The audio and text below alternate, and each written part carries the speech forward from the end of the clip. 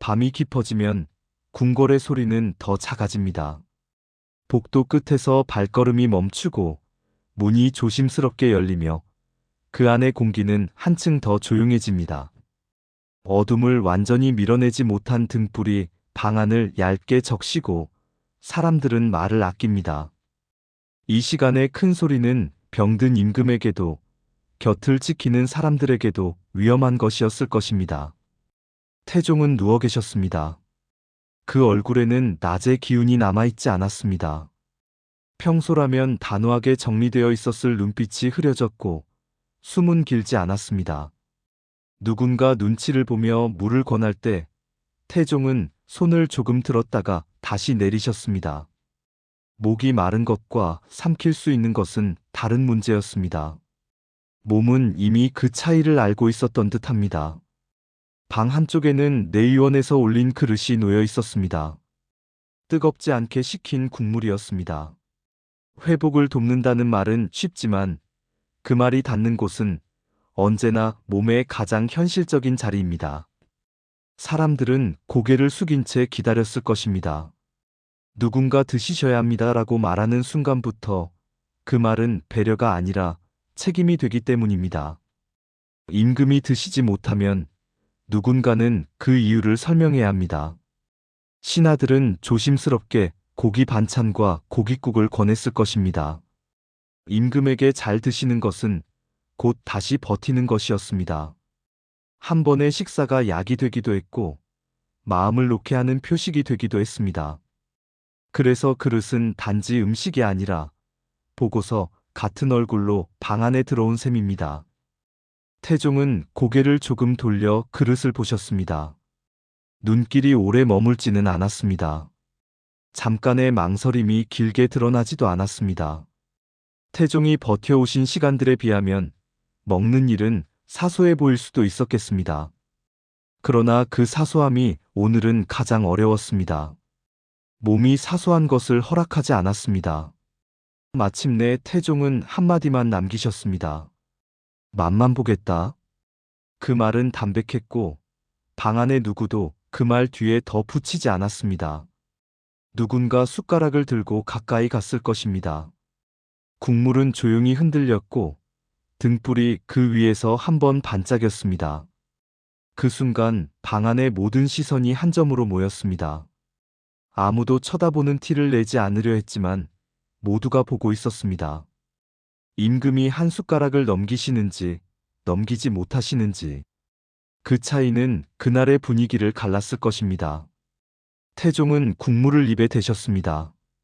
작은 움직임이었습니다. 맛은 느끼실 수 있었을지 모릅니다.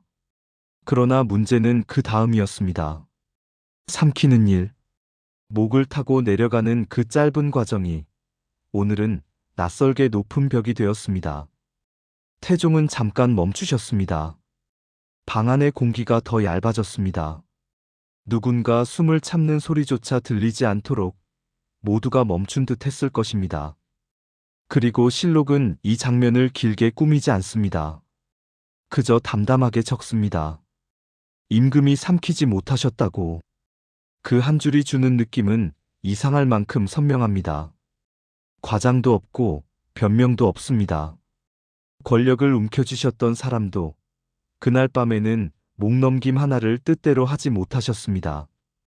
신하들이 두려워했던 것은 임금의 체면이 무너지는 장면만이 아니었을 것입니다. 임금의 몸이 무너질 때 나라의 중심이 함께 흔들린다는 것을 그들은 알고 있었을 것입니다. 그날의 국물은 단지 국물이 아니었습니다. 그릇은 다시 물러났고 방 안에는 말보다 긴 정적이 남았습니다. 누군가는 다음 처방을 생각했고 누군가는 다음 보고를 생각했으며 누군가는 오늘 밤을 어떻게 기록해야 하는가를 생각했을 것입니다. 그 모든 생각은 한 방향으로 이어졌습니다. 임금도 아프시면 결국 사람입니다. 이 이야기의 시작은 화려한 업적이 아니라 아무도 크게 말하지 않는 한순간입니다. 한 숟가락 앞에서 멈춘 임금. 그리고 그 멈춤이 조용히 많은 것을 드러내는 밤입니다.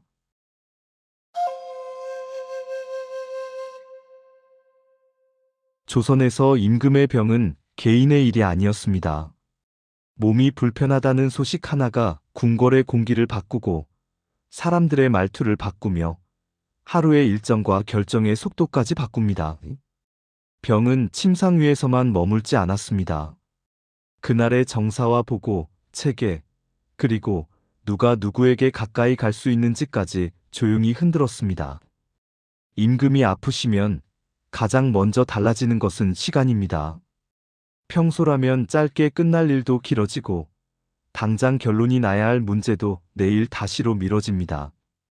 결정이 늦어지는 사이 기다리는 사람들은 늘어납니다. 기다리는 시간이 길어질수록 궁궐은 더 조심스러워집니다. 임금의 몸 상태를 직접 확인할 수 있는 사람은 제한되어 있고 그 제한은 곧 권력의 선을 만듭니다. 누가 들어가고 누가 나오는지, 어떤 말이 전해지고 어떤 말이 생략되는지. 병은 자연스럽게 통로를 만듭니다. 임금의 건강이 국가의 변수인 이유는 단순합니다. 정치가 임금 한 사람의 의지로만 움직인다고 믿지 않더라도 그 시대의 중심은 여전히 임금에게로 모입니다. 보고는 임금께 올라가고 승인도 임금께서 내리십니다. 임금이 잠시 멈추시면 수많은 일이 잠시 멈춥니다. 멈추는 동안에도 나라는 돌아가야 하니 사람들은 임금의 병세를 관리 가능한 형태로 만들려 합니다. 그래서 병은 곧바로 기록과 절차가 됩니다. 그 절차가 무서운 이유는 병을 둘러싼 말이 곧 책임이 되기 때문입니다. 회복하고 계십니다라는 말은 안도감을 줍니다. 반대로 위중하십니다라는 말은 사람들의 얼굴을 바꾸고 이해관계를 움직입니다. 그러니 병세를 전하는 말은 늘 조심스럽고 동시에 어딘가 계산적입니다. 누군가는 더 낙관적으로 말하려 하고 누군가는 최악을 대비하려 합니다. 그리고 그 말의 방향은 결국 자기 자리와 연결됩니다. 잘못 말하면 책임이 됩니다. 너무 솔직해도 책임이 됩니다. 그래서 궁궐의 언어는 언제나 한 겹 더 두껍습니다. 문병도 마찬가지입니다.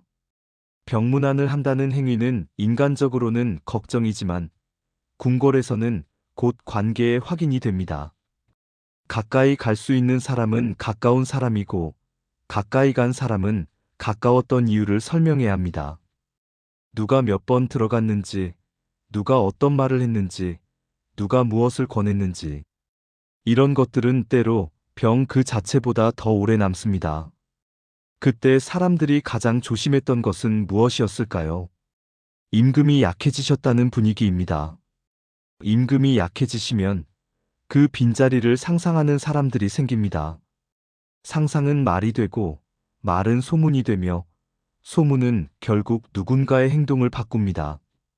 그래서 궁궐은 병을 숨기기도 하고 정리된 말로만 흘리기도 합니다. 숨긴다고 사라지는 것은 아니지만 적어도 통제 가능한 형태로 만들고 싶어 하는 것입니다. 임금이 통제하시던 나라가 임금을 통제할 수 없는 순간을 맞이했을 때 사람들은 더 필사적으로 말을 통제합니다. 이런 분위기 속에서 음식과 약은 단순한 치료가 아니라 정치적인 언어가 됩니다. 임금께서 무엇을 드셨다는 소식은 회복의 신호처럼 취급되기도 합니다. 드셨다는 말은 그날의 불안을 조금 누릅니다. 반대로 드시지 못하셨다는 말은 물결처럼 번집니다. 그래서 누군가는 반드시 권해야 합니다. 누군가는 반드시 드시게 해야 합니다. 하지만 권하는 행위는 곧 위험이기도 합니다. 권했는데도 못 드시면 권한 사람이 무능해 보일 수 있습니다. 권한 음식이 탈이 나면 그 사람은 더 큰 책임을 집니다. 배려의 말이 곧 기록으로 남을 수도 있습니다. 그래서 권유는 늘 부드럽게 포장되지만 안쪽에는 날카로운 긴장이 들어 있습니다. 전하, 조금만 국물이라도 드셔야 합니다. 이런 말은 위로처럼 들리지만 사실은 궁궐이 자기 자신을 진정시키는 방식이기도 합니다. 임금께서 한 숟가락을 삼키시면 그날의 불안도 함께 삼켜지는 것처럼 느껴집니다. 모두가 그 장면을 필요로 합니다. 임금께서 드시는 장면은 임금의 힘을 보여주는 것이기도 하고 나라가 아직 중심을 잃지 않았다는 표식이기도 합니다. 그래서 방 안에 많은 시선이 결국 숟가락 끝으로 모입니다. 의료를 맡은 사람들 역시 단순히 치료만 할 수는 없었습니다. 그들이 내놓는 판단은 몸의 문제이면서 동시에 정사의 문제로 번집니다. 오늘은 탕을 바꾸겠습니다 같은 말도 누군가에게는 상태가 달라졌습니다 라는 해석을 낳습니다. 약은 약이지만 궁궐에서는 약이 곧 소식입니다. 그들이 침착해야 하는 이유는 환자를 위해서만이 아닙니다. 궁궐 전체가 그들의 침착함에 기대고 있기 때문입니다. 그래서 조선에서 임금의 병은 늘 두 겹으로 존재합니다. 하나는 몸의 병입니다. 실제로 목이 아프고 기운이 빠지고 잠이 오지 않는 그 현실입니다. 다른 하나는 국가의 병입니다. 결정이 늦어지고 보고가 조심스러워지며 관계가 재배치되는 그 변화입니다. 두 겹이 겹칠 때 궁궐은 더 고요해집니다. 고요함은 평온이 아니라 흔들림을 들키지 않기 위한 침묵에 가깝습니다. 태종께서 맛만 보겠다고 말씀하셨던 순간도 바로 그 침묵 위에 올라앉아 있었습니다. 그 한마디는 개인의 몸 상태를 말하는 것 같지만 방 안의 사람들은 알고 있었습니다. 그날 밤 임금께서 삼키시는지 못 삼키시는지가 단지 건강의 문제가 아니라는 것을, 임금의 몸이 흔들릴 때 나라의 무게 중심도 함께 흔들린다는 것을 말입니다. 그래서 다음 장면은 더 조용해집니다. 그 조용함 속에서 사람들은 임금을 걱정하면서 동시에 나라를 걱정합니다. 그리고 그 둘은 쉽게 분리되지 않습니다. 임금의 건강은 국가의 변수였고 그 변수는 때로 한 숟가락의 목 넘김에서 가장 노골적으로 드러납니다.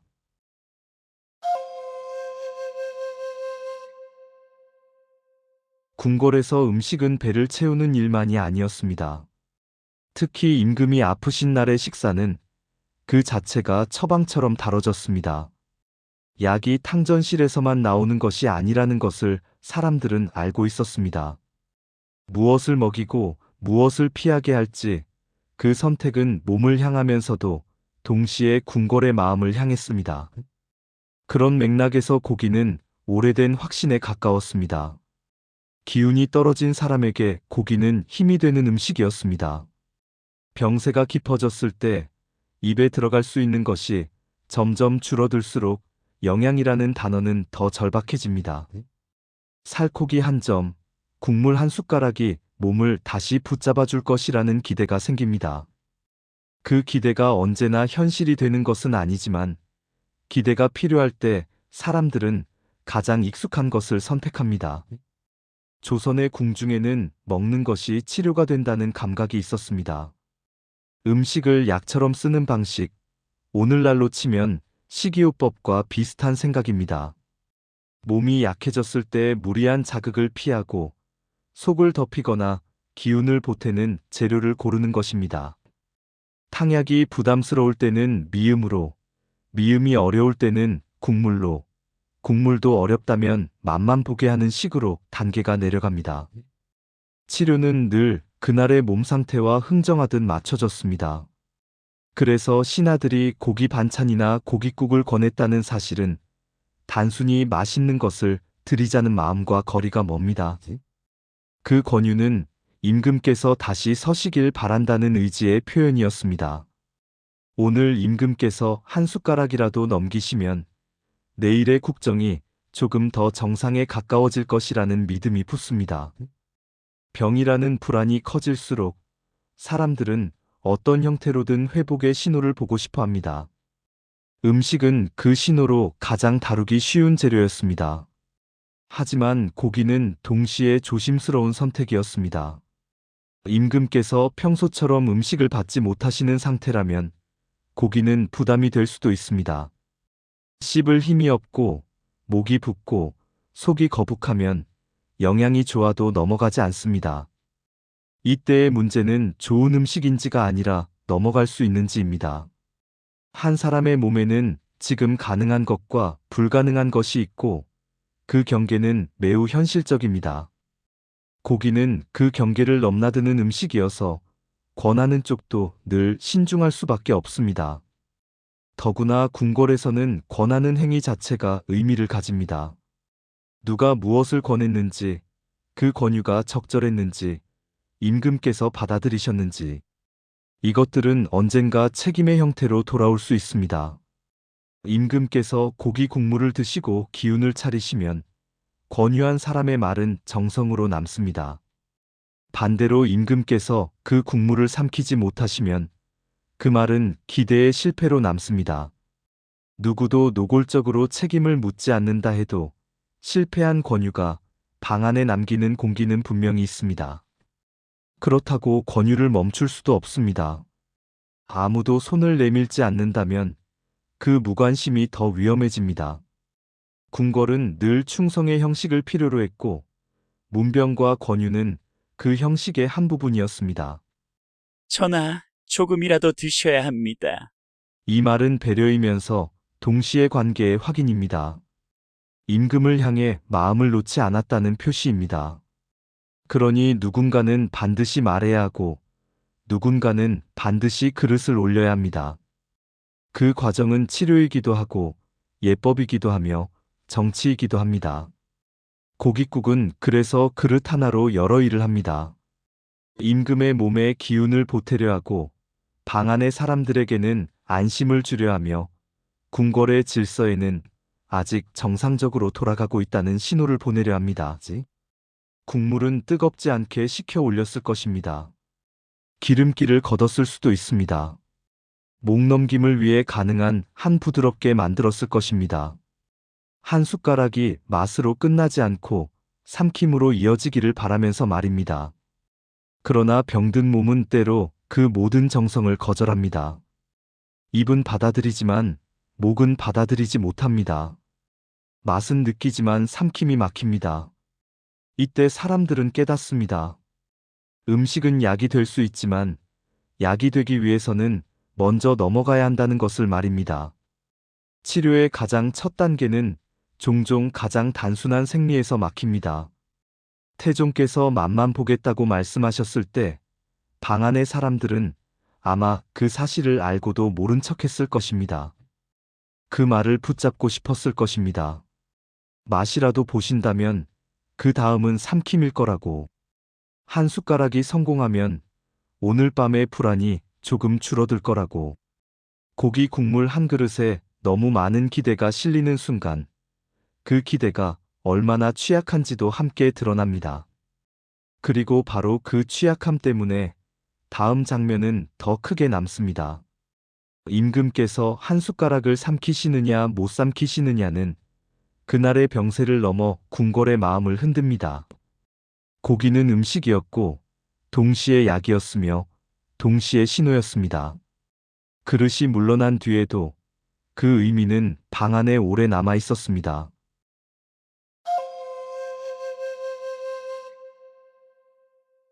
그날 방 안은 넓지 않았습니다. 넓어 보이게 만들 뿐이었습니다. 임금이 누우신 자리 주변으로는 불필요한 물건이 치워져 있었고 움직임도 줄어들어 있었습니다. 누군가 문을 열고 들어올 때마다 먼저 보이는 것은 사람의 얼굴이 아니라 몸가짐이었습니다. 소리를 죽인 발걸음, 눈을 내리깐 시선, 너무 가까워지지 않는 거리. 궁궐의 걱정은 늘 예법을 입고 나타납니다. 태종은 누워 계셨습니다. 몸을 일으키지 못하시는 것은 아니었습니다. 다만 일으키는 데 드는 힘이 오늘은 지나치게 컸습니다. 태종이 시선을 옮기실 때마다 방 안의 사람들은 그 움직임을 따라갔습니다. 누구도 대놓고 바라보지는 않지만 모두가 놓치지 않으려 했습니다. 임금의 얼굴에서 무엇이 달라졌는지를, 어디까지 말해도 되는지를, 그리고 그 변화를 어떻게 안전한 말로 바꿀지를 말입니다. 신하들이 들어올 때는 순서가 있었습니다. 한 번에 많은 사람이 몰려들지 않았습니다. 말이 많아지는 순간 병이 커 보이기 때문입니다. 가까이 다가갈 수 있는 사람은 제한되어 있었고, 그 제한은 임금을 보호하는 동시에 궁궐을 보호했습니다. 병든 임금의 곁은 늘 자리가 됩니다. 누가 그 자리에 서는지, 누가 서지 못하는지, 그 차이는 때로 말보다 오래 남습니다. 임금의 앞에는 그릇이 놓였습니다. 고깃국이었습니다.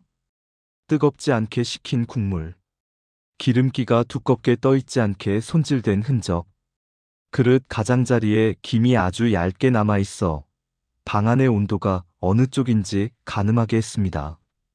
그 국물은 음식처럼 놓였지만 실제로는 처방처럼 다뤄졌습니다. 드시게 할 수 있는가가 오늘의 일처럼 보였을 것입니다. 권유는 조심스럽게 시작되었습니다. 병을 핑계 삼아 말끝을 길게 끌지 않았습니다. 사정을 늘어놓는 말은 오히려 부담이 됩니다. 대신 짧고 단정한 문장으로 마치 예보하듯 말합니다. 임금께서 그 말에 고개라도 끄덕이시면 오늘은 한 걸음 나아갑니다. 전하, 국물이라도 조금 드셔보시지요. 말을 한 사람은 크게 숨을 들이쉬지 않았습니다. 그 말은 걱정 같지만 동시에 기록이 될 수 있는 말입니다. 임금께서 드시지 못하시면 누군가는 그 이유를 다시 말해야 합니다. 괜찮다고 하면 그 말이 책임이 되고 위중하다고 하면 그 말이 또 책임이 됩니다. 권유는 그래서 늘 손에 쥔 칼처럼 조심스럽습니다. 태종은 그릇을 보셨습니다. 오래 보지 않으셨습니다. 눈길을 오래 두는 순간부터 방 안의 의미가 무거워집니다. 태종은 자신이 무엇을 해야 하는지 알고 계셨습니다. 병든 임금에게 먹는다는 행위는 건강의 문제이기도 하지만 오늘 밤 궁궐을 진정시키는 문제이기도 했습니다. 그 필요를 알면서도 자신의 몸이 그것을 허락하지 않는다는 것 또한 알고 계셨을 것입니다. 잠깐의 침묵이 지나갔습니다. 그 침묵은 단지 답을 기다리는 시간이 아니었습니다. 임금께서 결정하시는 동안 방 안의 사람들도 각자 결정을 합니다. 더 권할지 말지, 물로 바꿀지, 약을 먼저 올릴지, 임금께서 싫어하시면 물러나야 하고, 임금께서 고개를 끄덕이시면 다음 단계로 가야 합니다. 모두가 다음을 준비한 채 표정만은 움직이지 않습니다. 태종께서 아주 짧게 말씀하셨습니다. 맛만 보겠다. 그 말이 나오자 방 안의 공기가 한번 바뀌었습니다. 거절도 아니고 수락도 아닌 그러나 분명한 방향입니다. 임금께서는 먹지 못하신다고 말씀하지 않으셨습니다. 대신 맛까지는 허락하셨습니다. 그 말은 임금의 체면을 지키면서도 몸이 할 수 있는 만큼만 하겠다는 선언이었습니다. 신하들은 그 말에 더 보태지 않았습니다. 만만이라는 경계가 이미 그어졌기 때문입니다. 그릇이 조금 가까워졌습니다. 손이 떨리는 사람은 없었습니다. 적어도 겉으로는 없었습니다. 숟가락이 국물 위를 지나갈 때 표면이 한번 흔들리고 등불이 그 흔들림 위에서 미세하게 반짝였습니다. 아주 작은 장면인데도 모두가 그것을 크게 느꼈을 것입니다. 오늘 밤 방 안의 많은 것은 그 숟가락 끝에서 결정될 것 같았습니다. 태종은 국물을 입에 대셨습니다. 그 순간까지는 누구나 상상할 수 있었습니다. 문제는 그 다음이었습니다. 그 다음이 보이지 않는 순간부터 방 안의 사람들은 다시 숨을 줄였을 것입니다.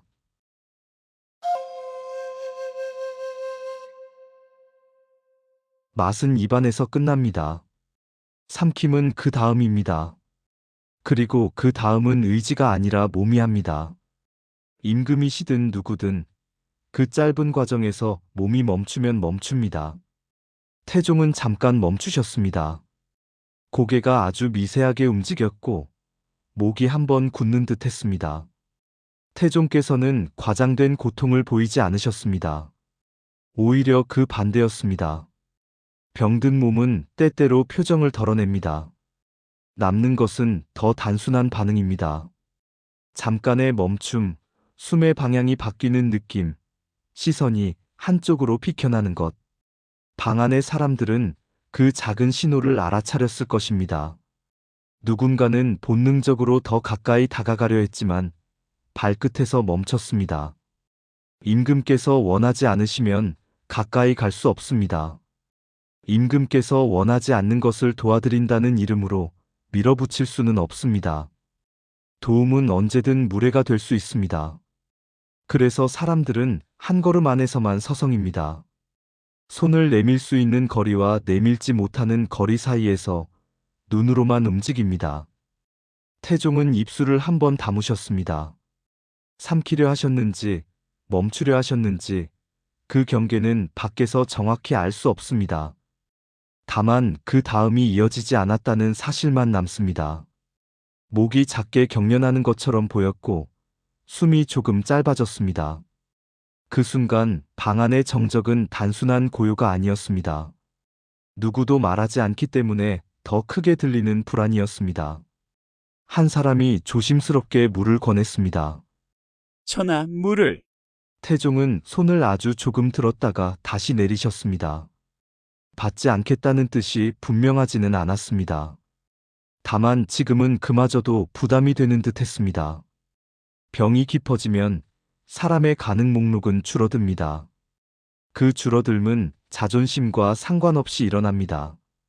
임금께서 해야 할 일을 알고 계셔도 몸은 다르게 반응합니다.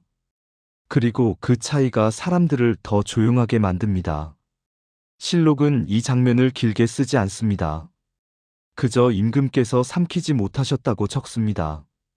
그 건조한 문장은 오히려 숨길 자리가 없습니다. 못 삼키셨다는 말은 설명을 요구하지 않습니다. 몸이 거기서 멈췄다는 뜻뿐입니다. 임금의 결단도 신하들의 정성도 그 순간에는 효력을 잃습니다. 그 뒤의 움직임은 수습에 가까웠습니다. 그릇이 조금 물러났습니다. 급하게 치우지 않았습니다. 급하게 치우면 실패가 커 보이기 때문입니다. 대신 자연스럽게 마치 오늘은 여기까지입니다 라고 합의한 것처럼 물러났습니다. 누군가는 탕약 쪽을 생각했을 것이고 누군가는 미음 같은 더 부드러운 것을 떠올렸을 것입니다. 그러나 그 모든 선택은 이미 고깃국이 넘어가지 않았다는 사실 위에서 이루어집니다. 신하들의 표정은 단정했지만 방 안의 공기는 달라졌습니다. 조금 전까지는 성공 가능성이 있었습니다. 한 숟가락만 넘기시면 오늘은 넘어간다는 기대가 있었습니다. 그러나 삼키지 못한 순간 기대는 방향을 잃습니다. 이제부터는 어떻게 하면 먹이실 수 있을까가 아니라 이 상태를 어떻게 관리할까가 됩니다. 말이 달라지고 움직임이 달라지며 보고의 문장이 달라집니다. 임금께서도 그 사실을 분명히 알고 계셨을 것입니다. 태종은 말이 많지 않으셨습니다. 말이 많아지는 순간부터 몸의 패배가 커 보입니다. 대신 최소한의 말로 끝내려 하셨을 것입니다. 그 담백함은 위험이기도 하고 인간적인 방어이기도 합니다. 임금은 병을 드러내지 않으려 하지만 병은 임금을 가리지 않습니다. 그날의 실패는 큰 소리로 선언되지 않았습니다. 그래서 더 오래 남습니다. 방 안의 사람들은 서로 눈을 마주치지 않으려 하면서도 같은 생각을 공유합니다. 오늘은 넘기지 못하셨다. 그 한 문장이 가진 무게는 병의 무게와 거의 같습니다. 임금이 한 숟가락을 삼키지 못하신 밤, 궁궐은 임금을 위대한 존재로만 보기가 어려워집니다. 그 대신 아주 단순한 사실 하나를 보게 됩니다. 사람도 임금도 아프시면 목넘김부터 무너집니다. 그리고 그 단순함이 이 이야기를 특별하게 만듭니다. 거창한 사건이 아니라 생리적인 막힘 한 번이 권력의 중심을 흔들어 보이게 했기 때문입니다. 그렇게 해서 고깃국 한 그릇은 궁궐의 마음 한가운데에 남습니다.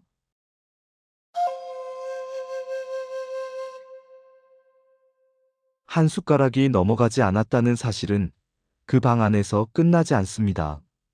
궁궐은 늘 그 다음을 만듭니다. 누가 보고할지, 어떤 문장으로 정리할지, 누구에게까지 알려질지. 병든 임금의 곁에서 벌어진 일은 곧바로 기록의 언어로 번역됩니다. 그 번역이 단정해야 하는 이유는 간단합니다.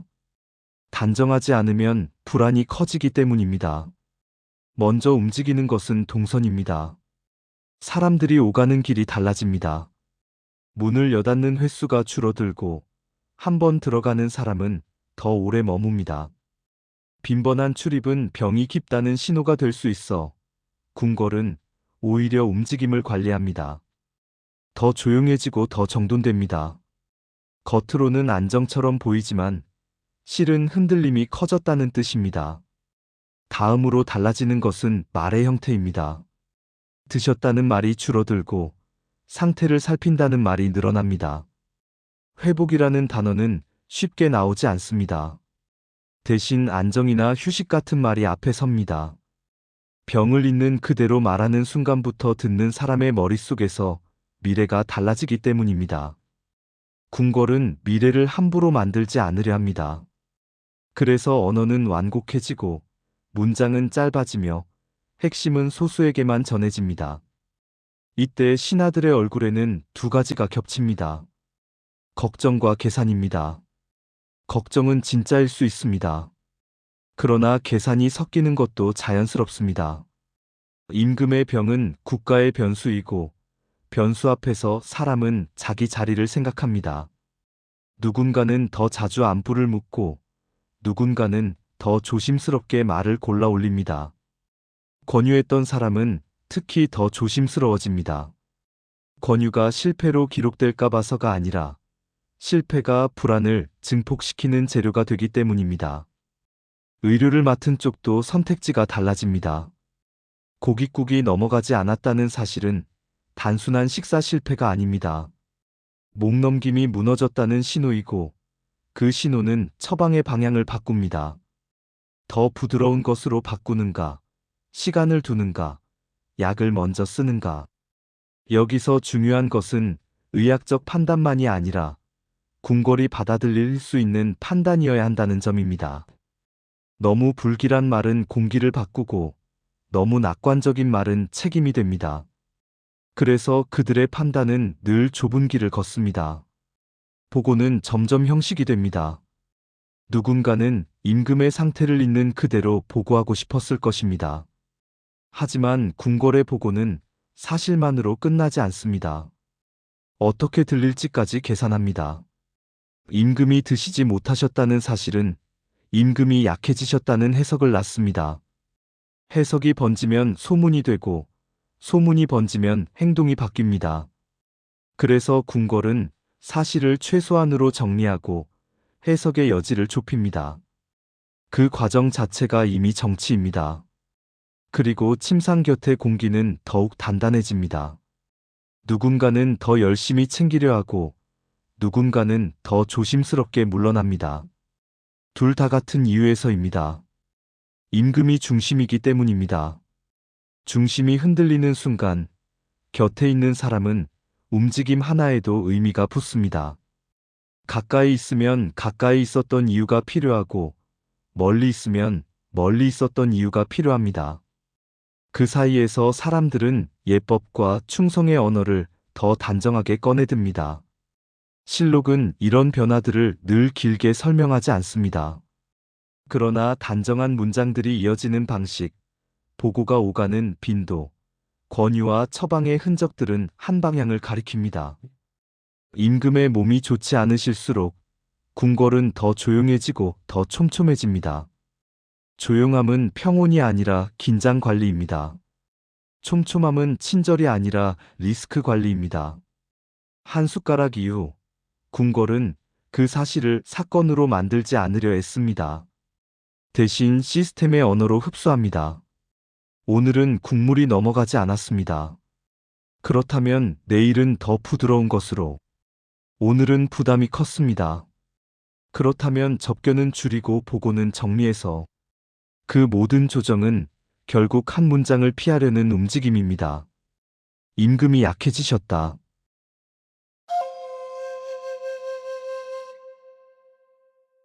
태종께는 통제가 익숙했을 것입니다. 사람을 움직이고 제도를 세우며 반대의 목소리를 꺾고 필요한 방향으로 나라를 몰아가는 일. 태종은 많은 것을 정리하는 방식으로 살아오신 임금이었습니다. 그래서 오히려 한 숟가락이 넘어가지 않는 순간이 더 선명해집니다. 통제의 세계에서 살아오신 분이 통제할 수 없는 것을 만나신 것입니다. 병든 몸은 임금께도 협상하지 않습니다. 정치에서는 밀어붙이면 길이 열릴 때가 있습니다. 말과 명령으로 정리를 할 수 있습니다. 그러나 목넘김은 명령으로 되지 않습니다. 드셔야 합니다라는 이유를 아무리 많이 쌓아도 몸이 거절하면 끝입니다. 그 단순함이 사람을 무너뜨립니다. 태종께서 그날 맛만 보겠다고 말씀하셨을 때 그 말은 체면을 지키는 말이면서 동시에 자신이 가진 통제력을 최소한으로 남겨두려는 말처럼 들립니다. 못 먹겠다고 말씀하시는 대신 맛까지는 내가 결정하겠다는 방식으로 말입니다. 그 말에는 책임감도 들어 있습니다. 임금은 나라를 알고 계셨습니다. 자신이 드시지 못하는 일이 궁궐을 흔든다는 것도 알고 계셨을 것입니다. 그러니 완전히 거절하지 않으십니다. 방 안의 사람들에게 최소한의 신호를 주십니다. 저는 아직 저를 놓지 않습니다. 그 신호가 곧바로 회복을 의미하지 않더라도 신호가 있다는 사실만으로도 방 안은 잠깐 안심합니다. 임금의 한마디는 약처럼 작동합니다. 하지만 몸은 신호에 반응하지 않습니다. 맛은 느낄 수 있어도 삼키지 못합니다. 그 순간 임금의 세계는 두 갈래로 찢어집니다. 내가 해야 한다고 생각하는 것과 내 몸이 할 수 있는 것이 어긋납니다. 이 어긋남이 주는 감정은 단순한 고통과 다릅니다. 수치와 불안이 섞입니다. 강한 임금이라는 자기 이미지가 아주 생리적인 이유로 흔들립니다. 그래서 그날의 담백함이 오히려 인상적입니다. 태종은 드라마처럼 무너지는 모습을 보이지 않으십니다. 주변 사람들도 과장된 반응을 하지 않습니다.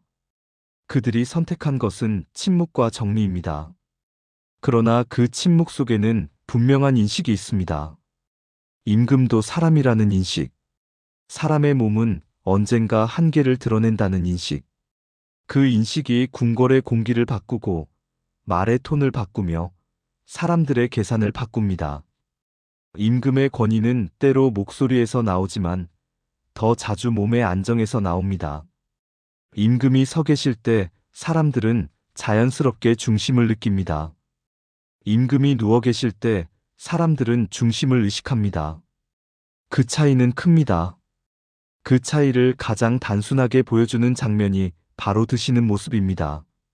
드시는 모습은 생존의 신호이면서 일상의 신호이고 정상성의 신호입니다. 임금이 드시지 못하시면 임금의 세계는 비상으로 넘어가기 시작합니다. 누구도 그 말을 크게 하지 않지만 움직임이 그쪽으로 갑니다. 통제의 환상은 그래서 여기서 깨집니다. 태종은 나라를 통제하실 수 있었지만 자신의 목넘김은 통제하지 못하셨습니다. 태종의 강함이 줄어든 것이 아니라 강함이 닿지 않는 영역이 있었다는 사실이 드러난 것입니다. 사람들은 보통 그 사실을 인정하지 않으려 합니다. 특히 강한 사람일수록 더 그렇습니다. 그래서 맛만 보겠다 같은 문장이 나옵니다. 아직 제 영역이 있다는 표시, 아직 제가 결정할 수 있다는 표시입니다. 그러나 기록은 그 표시를 오래 붙잡지 않습니다. 실록은 말보다 결과를 남깁니다. 그날 임금은 삼키지 못하셨습니다.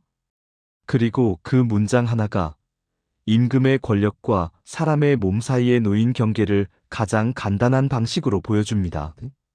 그 경계는 조용하지만 단단합니다. 누구도 넘어가라고 밀어붙일 수 없습니다.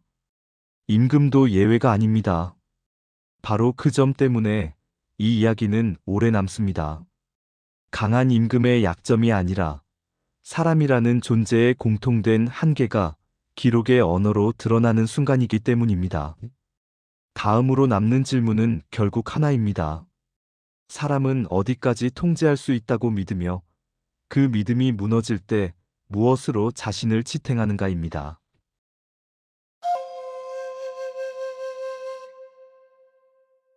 한 숟가락이 넘어가지 않았다는 사실은 오래 남지 않는 듯 보입니다. 궁궐은 다음 날의 일정으로 흘러가고 사람들은 다시 보고를 쓰며 처방을 바꾸고 또 다른 일을 붙잡습니다. 기록은 건조하고 시간은 계속 갑니다. 그런데도 그 장면이 남는 이유는 단순합니다. 누구나 어딘가에서 비슷한 순간을 겪기 때문입니다. 해야 한다고 생각하지만 몸이 허락하지 않는 순간, 체면을 지키려 하지만 현실이 먼저 무너지는 순간 말입니다. 그날 태종께서 남기신 말은 길지 않았습니다. 맛만 보겠다. 거절도 아니고 수락도 아닌 그 사이에 있는 말입니다. 아픈 사람의 말이면서 동시에 자리를 지키려는 사람의 말이었습니다. 그리고 그 말 뒤에 이어진 사실은 더 짧았습니다. 삼키지 못하셨습니다. 그 한 줄이 남기는 울림은 임금도 사람입니다라는 감상에서 끝나지 않습니다. 오히려 우리 쪽으로 돌아옵니다. 우리도 비슷한 말을 하며 살아가기 때문입니다. 여기서 이야기는 질문으로 마무리되는 것이 가장 단단합니다.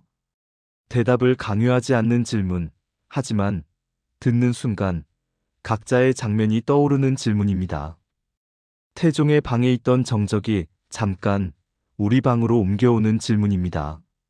첫째, 아픈데도 괜찮다고 말씀하신 적이 있으십니까? 정말 괜찮아서가 아니라 누군가를 안심시키기 위해서, 혹은 내가 약해 보일까봐, 혹은 일을 멈추면 모든 것이 무너질 것 같아서 말입니다. 그럴 때 우리는 맛만 보겠다 같은 말을 합니다. 할 수 있는 만큼만 하겠다는 말로 버팁니다. 그런데 그 말은 때때로 몸이 보내는 신호를 더 늦게 듣게 만듭니다. 둘째, 돌봄의 말 속에 섞여 있는 내 불안은 무엇이었습니까? 누군가에게 드셔야 합니다. 쉬셔야 합니다 라고 말씀드릴 때 그 말은 배려이기도 하지만 동시에 내가 불안해서 하는 말이기도 합니다. 그 사람이 무너지면 내가 감당해야 할 것이 커질까봐, 혹은 그 상황을 보고 싶지 않아서 말입니다. 궁궐의 권유가 배려이면서도 책임의 언어였던 것처럼 우리의 권유도 때로는 관계를 안정시키기 위한 말이 됩니다. 셋째, 내가 통제한다고 믿는 것들 중 사실 통제되지 않는 것은 무엇입니까? 성과, 관계, 평판, 계획. 우리는 많은 것을 관리하려 합니다. 그러나 몸은 계획표 밖에 있습니다. 잠이 무너지고 목이 막히며 숨이 짧아지고 어느 날은 집중이 되지 않습니다. 그것은 의지 부족이 아니라 통제의 영역 밖에 있는 현실입니다. 태종의 한 숟가락이 보여준 것은 무능이 아니라 경계였습니다. 누구에게나 있는 경계입니다. 넷째, 나는 약해진 순간을 얼마나 솔직하게 기록하고 있습니까? 기록은 남을 위한 것 같지만 결국 자신을 위한 것입니다. 우리는 보통 잘해낸 날은 남기고 무너진 날은 지웁니다. 그런데 실록은 그 반대를 했습니다. 꾸미지 않은 한 줄로 임금이 삼키지 못하신 순간을 남겼습니다. 그 덕분에 임금은 더 사람으로 보였고 이야기는 더 깊어졌습니다. 우리도 마찬가지입니다. 약해진 순간을 지우기만 하면 우리는 평생 강한 척만 남습니다. 반대로 그 순간을 인정하면 삶은 입체가 됩니다. 이 네 가지 질문은 결론을 강요하지 않습니다. 다만 방향을 만듭니다. 아프면 쉬어도 된다는 방향, 누군가를 챙기되 내 불안도 함께 보자는 방향, 통제할 수 없는 것을 인정하자는 방향, 그리고 무너진 순간도 내 삶의 일부로 기록하자는 방향입니다. 태종의 밤은 거창한 사건이 아니었습니다. 한 그릇의 국물, 한 숟가락의 멈춤, 그리고 짧은 기록. 그런데도 그 장면이 오래 남는 이유는 그것이 임금의 일이어서가 아니라 우리의 일이기 때문입니다. 누구나 언젠가 맛만 보고 싶은 날이 있습니다. 그리고 그 다음을 해내지 못하는 날이 있습니다. 그때 필요한 것은 영웅의 결단이 아니라 현실을 인정하는 태도입니다. 한 숟가락이 넘어가지 않는 밤이 있었다는 사실을 부끄러움으로만 남기지 않는 것. 그 밤이 있었기에 다음의 선택이 달라질 수 있다는 것을 아는 것. 그것이 이 짧은 기록이 오늘까지 전해주는 가장 담백한 진실입니다. 지금까지 이야기 들어주셔서 감사합니다. 오늘 이야기의 핵심은 거창하지 않습니다. 해야 한다고 생각해도 몸이 허락하지 않는 순간이 누구에게나 있다는 사실입니다.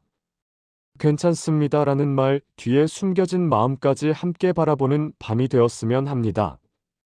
오늘도 조용히 하루를 버텨낸 당신에게 이 이야기를 바칩니다. 구독과 좋아요 부탁드리며 다음에 또 다른 인물의 숨은 이야기로 찾아오겠습니다. 교과서에는 적히지 않았지만 그래서 더 인간적이고 더 깊은 삶의 흔적이 남아있는 이야기 말입니다. 고맙습니다.